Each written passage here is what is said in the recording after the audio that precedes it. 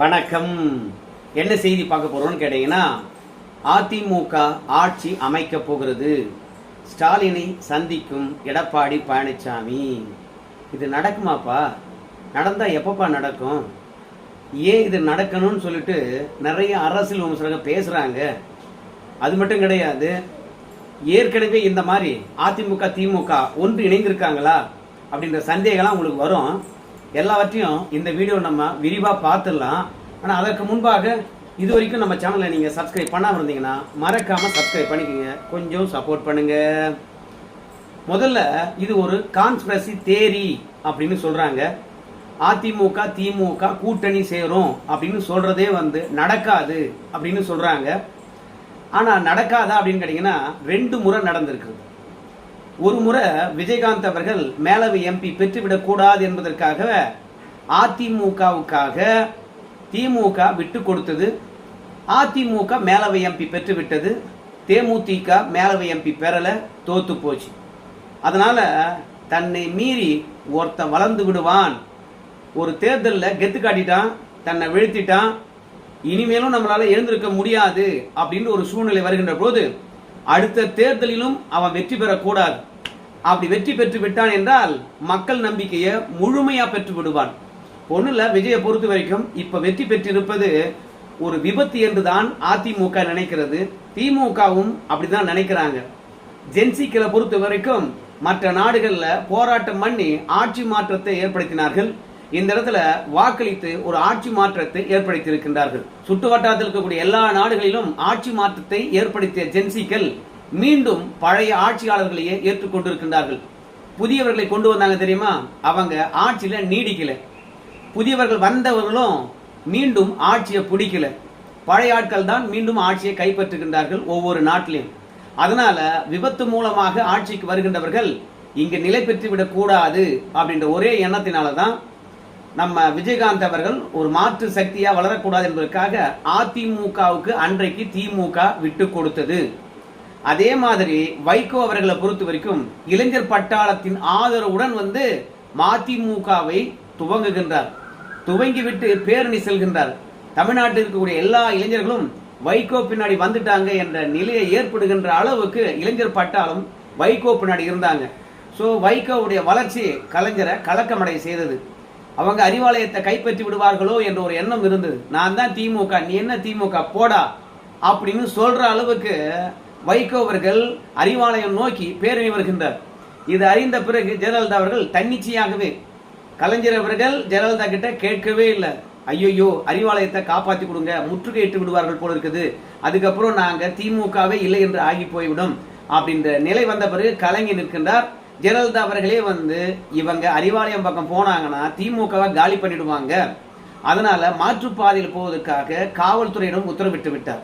அந்த தருணத்துல அதிமுக திமுக செயலளவில் ஒன்றிணைந்து விட்டார்கள். வைகோவுக்கு அறிவாலயம் நோக்கி பேரணி போறதுக்கான வாய்ப்பை அதிமுக வழங்கவே இல்லை. அதனால மதிமுக என்ற கட்சியை தொடங்கின வைகோ திமுகவை கைப்பற்ற முடியாத ஒரு சூழ்நிலை ஏற்பட்டு போச்சு. அதனால ஆபத்து தருணங்களில் அடுத்த போர்ஸ் ஒன்று நம்மளை மீறி வந்துடும் அப்படின்னு நிலை ஏற்படுகின்ற தருணத்துல திடீர்னு அதிமுக மற்றும் திமுக 2 பேரும் இணைந்து விடுகின்றார்கள். அந்த விட்டு கொடுப்பது சின்ன சின்னதா இருக்குதுன்னு வச்சுங்களேன். அப்ப சின்ன சின்னதா இருந்திருக்கும் பிரச்சனை, ஆனா இன்னைக்கு பெரிய பிரச்சனை. அதனால இந்த பிரச்சனையை கையாள வேண்டும் என்றால் நாம பெரிய அளவுல ஒன்று சேர்ந்தாதான் முடியும்னா பெரிய அளவுல ஒன்று சேர்வார்கள்.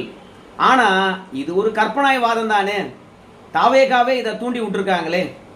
ஏன்னா பாத்தீங்களா, விஜய் அவர்கள் ஆட்சி கட்டில ஏறக்கூடாதுன்னு சொல்லிவிட்டு 2 திராவிட கட்சிகளும் ஒன்னா இணைஞ்சிட்டாங்க பாத்தீங்களா அப்படின்னு ஒரு எண்ணத்தை உருவாக்கும் விதமாக மீண்டும் இளைஞர் பட்டாலும் விஜய் நோக்கியே இருக்கணும் என்பதனால அதிமுக திமுக ஒண்ணுதாங்க, அவங்களுக்குள்ள விட்டு கொடுத்துக்கிட்டாங்க பாருங்க அப்படின்றதுக்காகவே இது தவேகாக்காரங்களே கிளப்பி விட்ட பொய் அப்படின்னு சொல்றாங்க. ஆனா பொய்யா அப்படின்னு கேட்டீங்கன்னா இது பொய்யல்ல. கண்டிப்பா என்னைக்கோ ஒரு நாளைக்கு இது உண்மையாகத்தான் போகுது. அதிமுகவுக்கு திமுக ஆதரவு அளிக்கத்தான் போகுது. அதிமுக ஆட்சி கட்டில ஏறத்தான் போகுது. அதுல எந்த விதமான சந்தேகமும் இல்லை. ஏன் தெரியுமா, நம்முடைய முதலமைச்சராக இருந்த ஸ்டாலின் அவர்கள் டைம்ஸ் ஆஃப் இந்தியா பத்திரிகைக்கு பேட்டி கொடுத்திருக்கின்றார். அப்படி பேட்டி கொடுக்கின்ற போது அவர் சொன்ன வார்த்தை, 6 மாசம் பார்ப்போம், அவருடைய செயல்பாடுகள் எப்படி இருக்குன்னு பார்ப்போம், அதனால இப்பவே நாங்க விஜய் அவர்கள் பதவி ஏற்க கூடாது என்று முட்டுக்கட்டை போடுவது போல சித்தரிக்கப்படுகிறது. அப்படிலாம் கிடையாது. ஜனநாயகத்துக்கு எதிராக நாங்க எப்போதும் செயல்பட மாட்டோம். சிறந்த எதிர்கட்சியாக தான் செயல்பட நாங்க முடிவெடுத்திருக்கின்றோம். சட்டத்தை மீறி ஒன்றும் கிடையாது. அதனால சட்ட சிக்கலை ஏற்படுத்த மாட்டோம் அப்படின்னு சொல்லிட்டு நாங்க கொண்டு வந்த நலத்திட்டங்கள்லாம் விஜய் அவர்கள் நடைமுறைப்படுத்தணும். குறைந்தபட்சம் பெண்களுக்கு 1000 ரூபாய் கொடுத்திருந்தோம். நிதி சுமை இருக்கிறது என்பதனால அவங்க அறிவித்த 2500 ரூபாயை கொடுக்க முடியலனா கூட 1000 ரூபாயை கொடுக்கணும். அதனால விஜயை பொறுத்த வரைக்கும் பதவி ஏற்பதில் நாங்க முட்டுக்கட்டையா இருக்க மாட்டோம், எதிர்கட்சியா தான் இருப்போம் அப்படின்னு முதலமைச்சராக இருந்த ஸ்டாலினே சொல்லிட்டாரு. ரெண்டாவது கலாநிதி வீராசாமி. ஏன்னா எப்போதுமே சரி முன்னாள் அமைச்சர் ரகுபதி தான் வந்து திமுகவுக்காக முட்டு கொடுத்துட்டு இருப்பாரு. அவர் தான் செய்தி தொடர்பாளராக இருந்தாரு. கொஞ்ச காலத்துக்கு முன்பெல்லாம் வந்து நம்முடைய RS பாரதி அவர்கள் தான் திமுக குரலா பேசியிருந்தாரு. அப்புறம் TKS இளங்கோவன் அவங்களாம் ராசியில்னு சொல்றதுக்காக ரகுபதி அவரும் தெலுங்கு வாழா இல்லையா, செட்டியாரு, அதனால அவரே பேசட்டும் அப்படின்றதுக்காக திமுக வந்து அனுமதித்திருந்தது. கடைசியில ஸ்டாலினே தோத்துட்டாரு. ரகுபதி ராசி சரி கிடையாது. அதனால இப்போ அதே தெலுங்கு வாழாவா இருக்கக்கூடிய நம்ம கலாநிதி வீராசாமியுடைய மகன் இருக்கின்றாரு, அவரை விட்டு இன்னைக்கு செய்திய ஊடகங்களுக்கு தந்திருக்கின்றார்கள். ஏப்பா பிஜேபியும் அதிமுகவும் தான்பா விஜய் அவர்கள் பதவி ஏற்பதற்கு தடையா இருக்கிறாங்க அப்படின்னு சொல்லியிருக்கிறாங்க. நாங்க எதிர்கட்சியா தான் இருப்போம், ஜனநாயக படுகொலை செய்ய மாட்டோம் அப்படின்லாம் சொல்லியிருக்கிறாங்க. ஆனா இதெல்லாம் உண்மையான்னு கேட்டீங்கன்னா மக்கள் மத்தியில திமுக மீது வெறுப்பு வரக்கூடாது என்ற ஒரே காரணத்தினால இந்த செய்தியெல்லாம் பரப்பியிருக்காங்க. திமுக என்னதான் வந்து விஜயால தோல்வியடைந்திருந்தாலும் அவங்க ஜனநாயக முறைப்படி விஜய் பதவி ஏற்கட்டும் அப்படின்னு விட்டு கொடுக்குறாங்க. ஆனா அதிமுக தான் வந்து பாத்தீங்கன்னா இன்னைக்கு ரெசார்ட்ல கொண்டு போய் ஆட்கள்லாம் வச்சிருக்காங்க. அவங்க தான் வந்து விஜயுடன் வருகின்ற சட்டமன்ற உறுப்பினர்களை தடுக்கிறாங்க. ஏற்கனவே கூவத்தூர்ல இருந்துதான் ஆட்சியை பெற்றார் எடப்பாடி பழனிசாமி. அதே கூவத்தூர் பார்முலாவை தான் வந்து பயன்படுத்துறார். விஜய்க்கு ஆதரவாக இருக்கக்கூடிய சட்டமன்ற உறுப்பினர்களை அவர் தடுத்து நிறுத்தி இருக்கின்றார். அவர் தான் பிஜேபியுடன் சேர்ந்துகிட்டு ஆட்சியை தடுக்கிறாரு. அதான் திமுக கிட்டதே வந்துடுச்சு விடைதான் அப்படின்னு சொல்லிட்டு மக்கள் மத்தியில் ஒரு கருத்தியலை உருவாக்க வேண்டும். ஏன்னா இன்னைக்கு இருக்கக்கூடிய தவேகா தொண்டர்களும் நிர்வாகிகளும் வந்து பெருசா அரசியல் அனுபவம் இல்லாதவர்கள், தமிழகத்தில் அரசியல் என்ன நடக்குது என்று தெரியாதவர்கள். அவங்களுக்கு தெரிஞ்ச அரசியல்லாம் வந்து பாத்தீங்கன்னா தவேகாவுக்கு முட்டுக்கட்டையாக சில விஷயங்கள் நடந்தா அதுக்கு யார் மீதாவது பழி போடணும். உண்மையான காரணம் என்ன? விஜய் அவர்கள் 108 இடங்கள் வெற்றி பெற்றிருக்கின்றார் என்றால் ஏன் 118 கேட்கிறாங்க அப்படின்னு சிந்திக்க வேண்டும். 118 பெறுவதன் மூலமாக நாம என்ன சிக்கல் எல்லாம் தீக்கலாம் அப்படின்னு யோசிக்கணும். ஆனா தவேகாவில் இருக்கக்கூடிய விர்ச்சுவல் வாரிசை பொறுத்த வரைக்கும் ஒன்னு பழி போடுவாங்க, இல்லையா அவங்களே வந்து பாத்தீங்கன்னா அடுத்தவன பலிகடை ஆக்குவாங்க. அதனால இளைஞர் பட்டாளத்தை பொறுத்த வரைக்கும் உண்மையை உணர்ந்து கொள்ள மாட்டேந்து. அதனால இளைஞர்கிட்ட இருந்து நம்ம தப்பிக்க வேண்டும் என்றால் நாங்க விஜய்க்கு முட்டுக்கட்டையாவே இல்லப்பா அப்படின்னு ஸ்டாலின் பேட்டி தந்துதான் ஆக வேண்டும். அதனால தான் ஆங்கில ஊடகமான டைம்ஸ் ஆஃப் இந்தியா ஓடி போய் என்னங்க பதவி ஏற்பது நீங்க தடையா இருக்கிறீங்களாமே அப்படின்னு வந்து கேட்டு அதற்கான பதிலும் வெளியிட்டு இருக்கின்றார்கள். என்னதான் விஜய் முதலமைச்சராக பதவியேற்றாலும் ஊடகத்தை ஒட்டுமொத்தமாக விஜய்க்கு ஆதரவா மாற்ற முடியாது. விஜய் இந்த மண்ணுக்கே தேவையில்லை என்ற அளவுக்கு இந்த ஊடகமானது பேசத்தான் போது. அன்னைக்குதான் திமுகவுடைய உண்மையான முகம் தெரிய போகுது. அது மட்டும் கிடையாது, 6 மாசம் தான் வெளிப்படையா கெடு வச்சிருக்காங்க. அதற்கு பிறகு அதிமுக கூட்டணி சேர்ந்துகிட்டு விஜய் ஆட்சியை தூக்கி எறிவார்கள் என்பதுல மாற்று கருத்தே கிடையாது. அன்னைக்கு அதிமுக ஒற்றுமையா இருக்கணும். அது வரைக்கும் SP வேலுமணியும் CB சண்முகமும் அதிமுகவை ஒற்றுமையா வச்சிருப்பாங்களா இல்ல அதற்குள்ளாக உடைச்சி கொண்டு போய் விஜயுடன் சேர்த்து விட்டு அவங்க பதவி வாங்கின்னு கொஞ்சம் பணத்தை வாங்கின்னு செட்டில் ஆவாங்களான்னு தெரியாது. எடப்பாடி பழனிசாமியை பொறுத்த வரைக்கும் தீர்க்கமா சொல்லிட்டாரு, எந்த நேரத்திலும் TVKவுக்கு எங்களுடைய ஆதரவு இல்லை அப்படின்னு சொல்லிட்டாரு. ஆனா சொன்னபடி நிக்கணுமே. ஏன்னா அதிமுக காரனை பொறுத்த வரைக்கும் ஜெயலலிதா இறந்த பிறகு எதை தின்றால் பித்தம் தெளியும், எங்க போய் அண்டினால் பணம் வரும் அப்படியே வந்து பாத்தீங்கன்னா யோசிக்க ஆரம்பிக்கிறான். அதனால இன்னைக்கு அதிமுக ஒற்றுமை இல்லாம இருக்கிறது.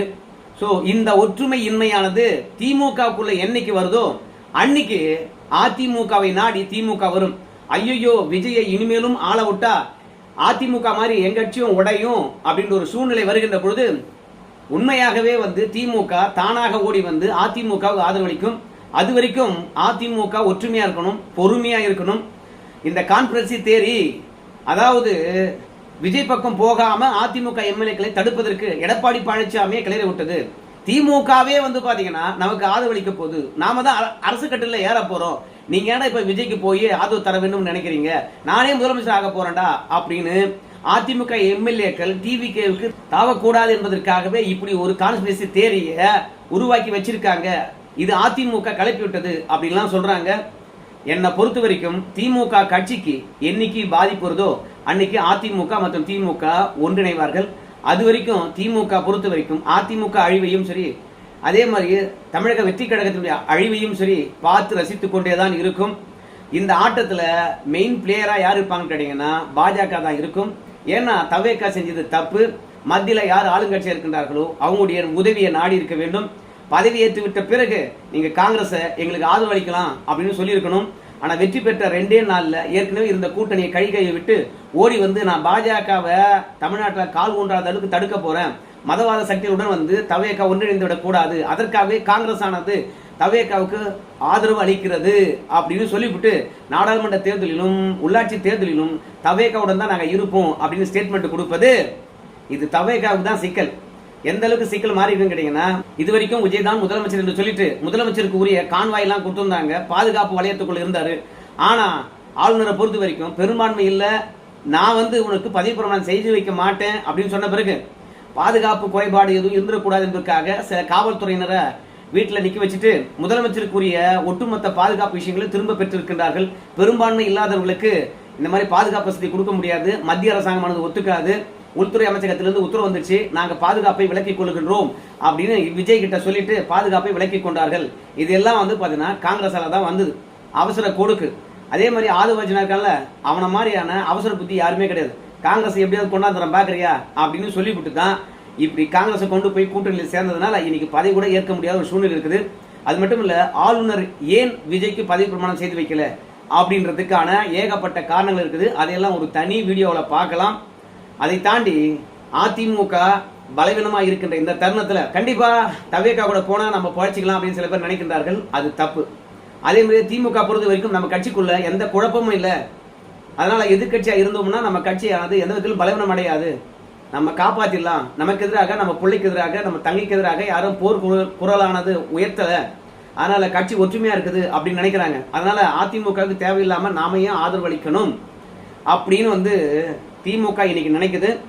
ஆனால் மூன்றாவது ஒரு தேரி இருக்குது. அந்த தேரி என்னன்னு கேட்டீங்கன்னா, திமுக பொறுத்த வரைக்கும் அதனுடைய கூட்டணி கட்சிகளை தக்க வைத்துக் கொள்வதற்காகவே நாமளே அதிமுகவுக்கு ஆதரவளிக்க போறோம், நீங்க தவேகாவுக்கு போய் ஆதரவளிக்க போறீங்க, கழகங்கள் இல்லாத ஆட்சி அமையக்கூடாது அப்படின்னு சொல்லிட்டு அவங்க கூட்டணி கட்சிகளை தக்க வைத்துக் கொள்வதற்காக அதிமுகவுக்கு ஆதரவளிக்க போறோம் அப்படின்னு கிளப்பி விட்டுருக்கலாம். அதே மாதிரி அதிமுகவை நீ ஏன் போய் தவேகாவுக்கு ஆதரவளிக்க போற, நானே உனக்கு ஆதரவளிக்க போறேன், உன்னை நான் முதலமைச்சராக போறேன், நீ ஏன் தவேகாவுக்கு போற அப்படின்னு தவேகாவுக்கு போய் ஆதரவளித்து துணை முதலமைச்சர் பதவி வாங்கி அதிமுக புத்துணர்ச்சி பெற்று கையில கொஞ்சம் பணம் பார்த்து அடுத்து வருகின்ற தேர்தலில் போட்டியிட்டு அதிக பெரும்பான்மையுடன் வெற்றி பெற்று உள்ளாட்சி தேர்தலையோ நாடாளுமன்ற தேர்தலையோ அசைக்க முடியாத சக்தியாக அதிமுக வந்துடக்கூடாது என்பதற்காக, தவேகா அதிமுக ஒன்றிணைய கூடாது என்பதற்காக, அதாவது தவேகா 108, அதிமுக ஒரு 47, இது ரெண்டுமே சேர்ந்தா போதும் பெரிய சக்திகள். மற்ற கட்சிகள் தேவையே இல்லை. அது 5 ஆண்டு காலம் அந்த ஆட்சி ஓடும். 5 ஆண்டு காலம் ஒரு நிலையான ஆட்சி இருந்தா திமுக கட்சி தூள் துளா உடையும், அது எந்த விதமான சந்தேகமும் கிடையாது. ஏன்னா பொதுச் செயலாளரும் தோத்துட்டாரு, தலைவரும் தோத்துட்டாரு, தலையில்லாத முண்டமாக திமுக கிடக்குது. அதனால 5 வருஷம் நிலையான ஒரு ஆட்சி இருக்கக்கூடாது என்பதற்காக அதிமுகவுக்கே நாங்க ஆதரவளிக்க போறோம், நீங்க தவேகாவுக்கு போறீங்க அப்படின்னு சொல்லி தடுப்பதற்காக கூட இந்த கான்ஸ்பிரசி தேரியை திமுக உருவாக்கி இருக்கலாம். ஆனால் இந்த கான்ஸ்பிரசி தேரியானது கேட்பதற்கு நல்லா இருக்குது.